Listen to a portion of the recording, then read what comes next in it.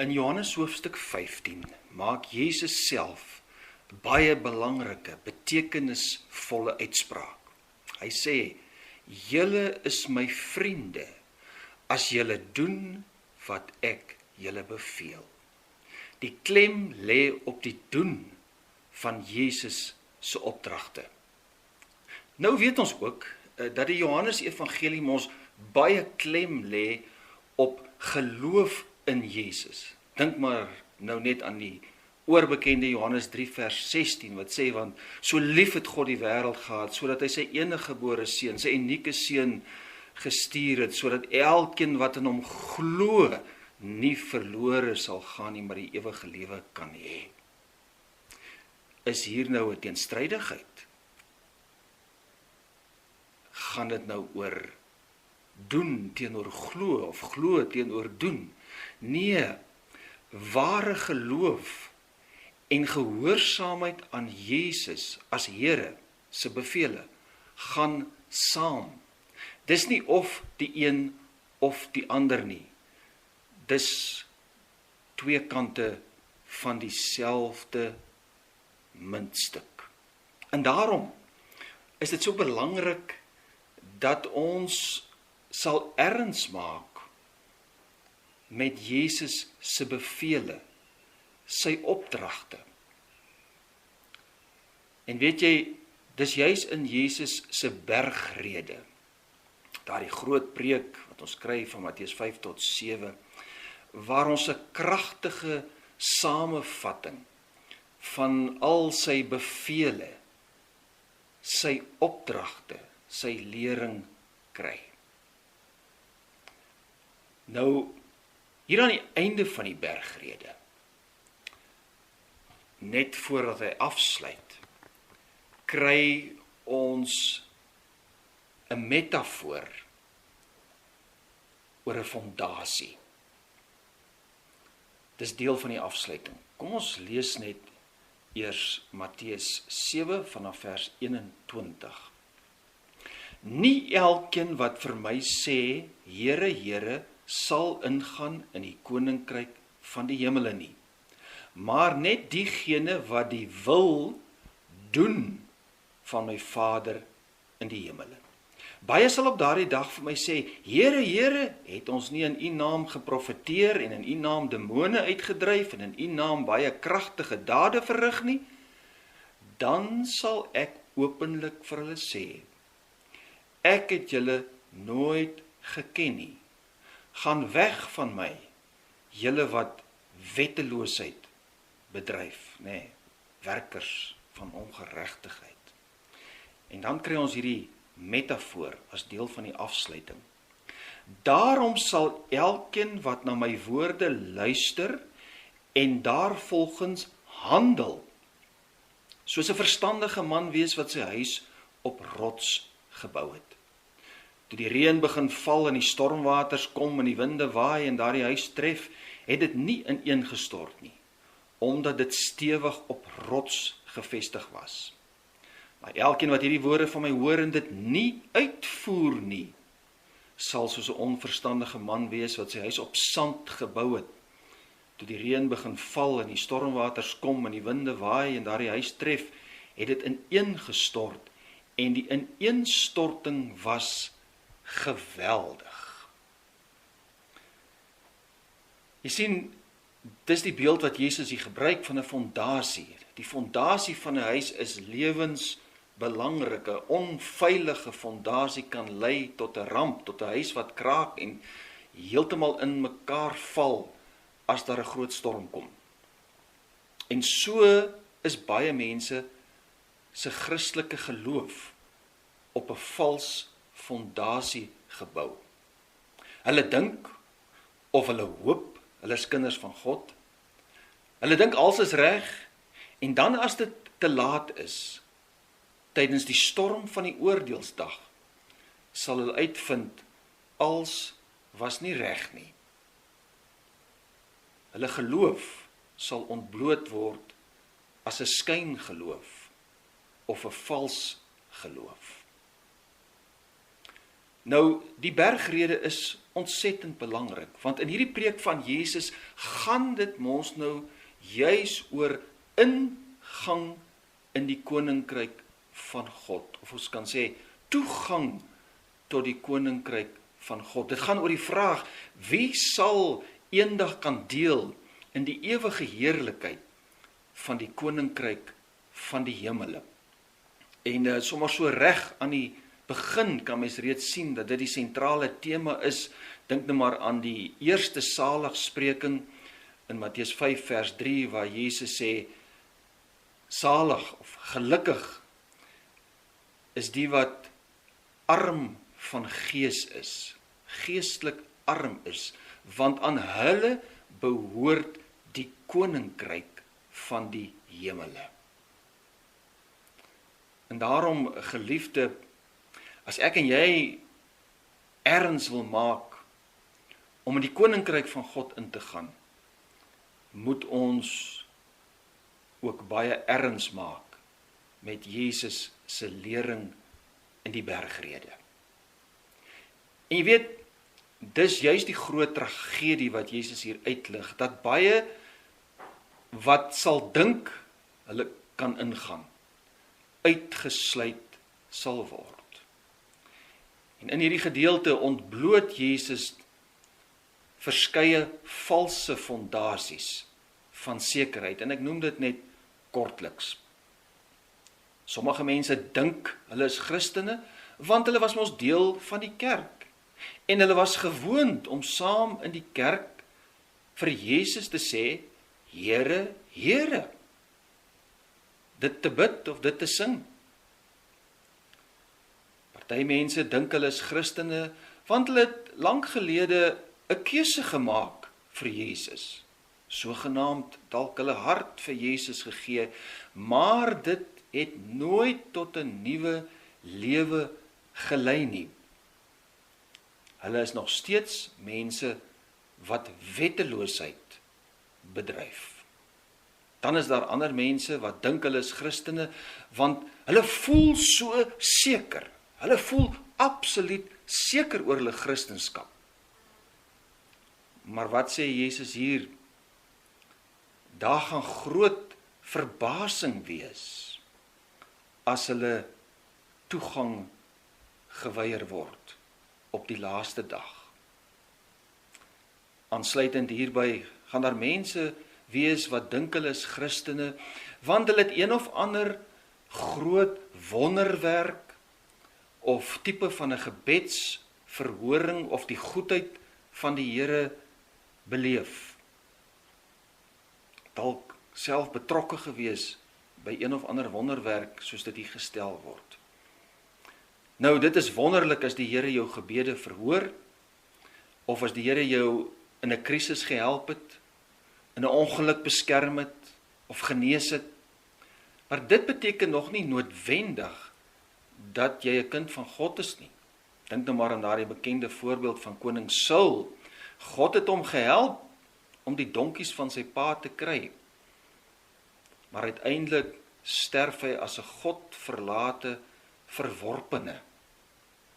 Dink maar aan die tyd van Jesus se bediening op aarde, toe duisende mense Jesus se wonders gesien het en self genees is. Maar die meerderheid van hulle het hom nooit as Here aanvaar nie, het hom nooit gevolg nie, en is dus verlore. Ons het nou gesien wat is vals fondasies, maar kom ons wees positief. Wat is dan nou 'n veilige, vaste fondasie wat sal stand hou in die stormwaters van die oordeelsdag as Jesus weer kom? En dis baie duidelik, gaan lees maar weer hierdie gedeelte, die klem val hier baie duidelik op doen. Die doen van die Vader se wil. Spesifiek soos Jesus dit in die bergrede uitspel. So dit kom neer op die doen van Jesus se woorde. Luister net weer na vers 21. Nie elkeen wat vir my sê, Here, Here, sal ingaan in die koninkryk van die hemele nie, maar net diegene wat die wil doen van my Vader in die hemele.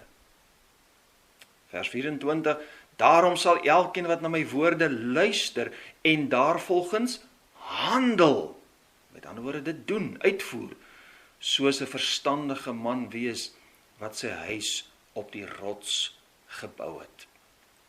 Die uitdaging van die bergrede is, luister na Jesus en dink en doen anders. En nou weet ek daar kom 'n vraag by jou op. Wat gaan nou hier aan?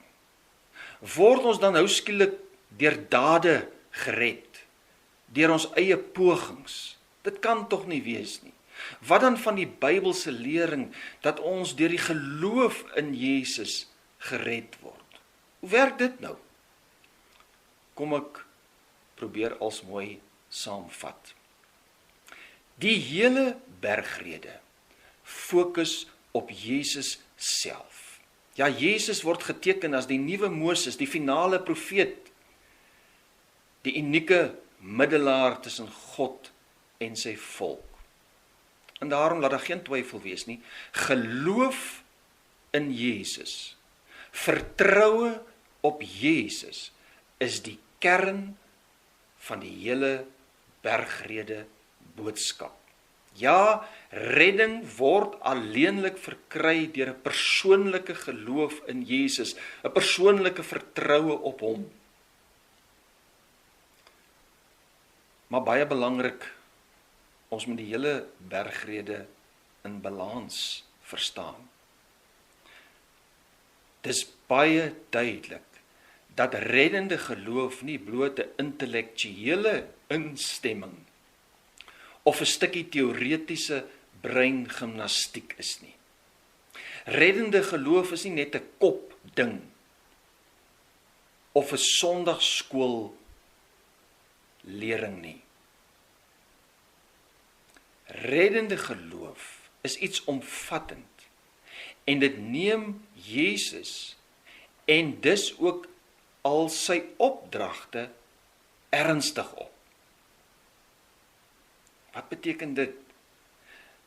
Reddende geloof in Jesus as die Here het drastiese gevolge, want ek glo mos nou hy is die Here. Hy is die een wat bevele gee. Hy is die koning. En daarom reddende geloof kan nie anders as om sigbaar te word in 'n nuwe lewe en nuwe optrede nie. Kom ek sê dit weer, geloof in die konteks van die bergrede is 'n praktiese, konkrete doen ding. Dis iets wat sigbaar word. En dit is die tema dwars deur hierdie fenominale preek van die Here Jesus. Jesus sê die nuwe lewe van geloof in hom is 'n radikale, anderste lewe. Dis 'n lewe van radikale vergifnis en versoening met mekaar. Nee, Jesus sê, gaan versoen jou eers met jou broer voor jy na die altaar kom. Dit was 'n skokkende uitspraak, dat 'n mens destyds jou offer eers net so kan los, daar by die altaar, want dit is 'n heilige daad gewees, en dan eers met jou broer gaan vrede maak. Daarom, as ek glo in Jesus, moet ek vir myself vra, het ek dit al begin toepas? Doen ek moeite, in soverre dit moontlik is, om kwaai vriendskappe en misverstande uit die weg te ruim? Die nuwe lewe in Jesus is 'n lewe van radikale reinheid, morele, seksuele reinheid.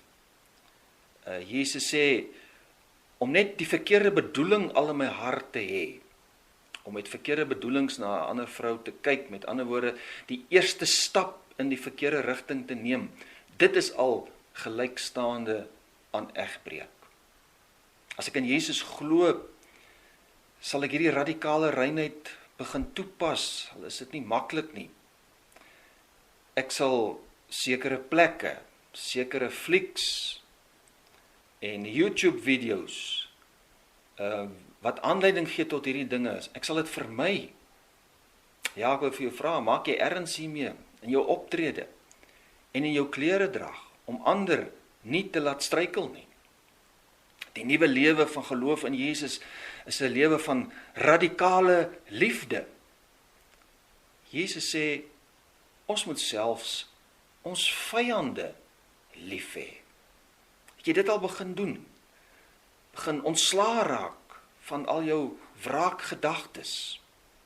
Dit is nie maklik nie, maar ons moet daarmee besig wees. Die lewe van geloof in Jesus is 'n radikale nuwe lewe voor die aangesig van God. Ons praat van coram Deo.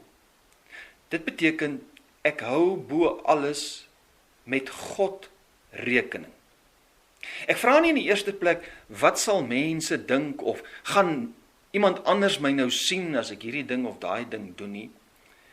Ek is bewus van God.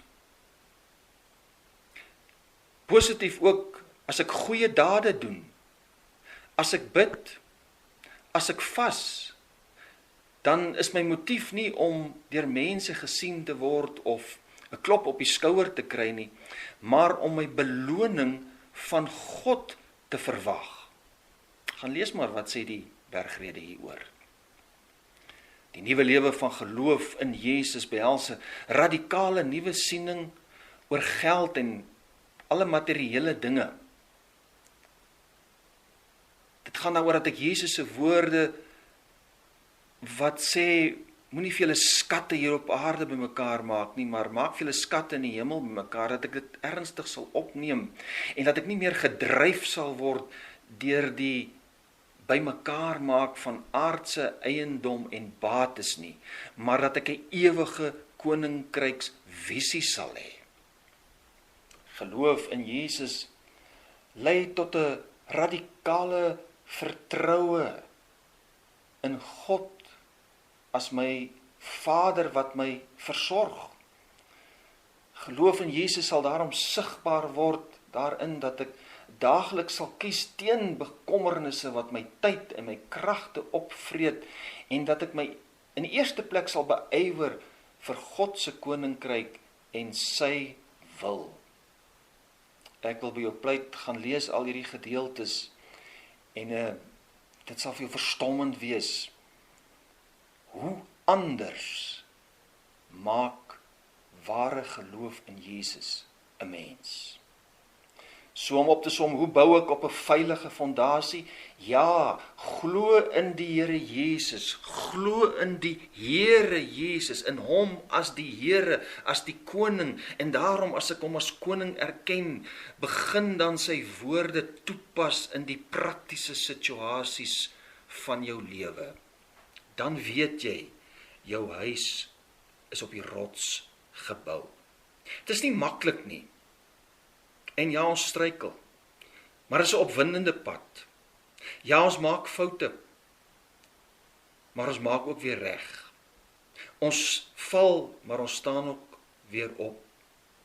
Gebruik die genademiddele van die woord, van die gebed en van die sakramente, van die gemeenskap van die gelowiges, om jou op hierdie pad te help. Die vaste fondasie, wat sal staande bly in die oordeelsdag, is geloof in Jesus, die Seun van God. Maar baie belangrik, dis 'n praktiese geloof wat jou noodwendig anders sal laat begin doen. Dis hierdie doen geloof, wat vrug dra, wat jou 'n vriend van Jesus maak. Sterkte vir hierdie pad.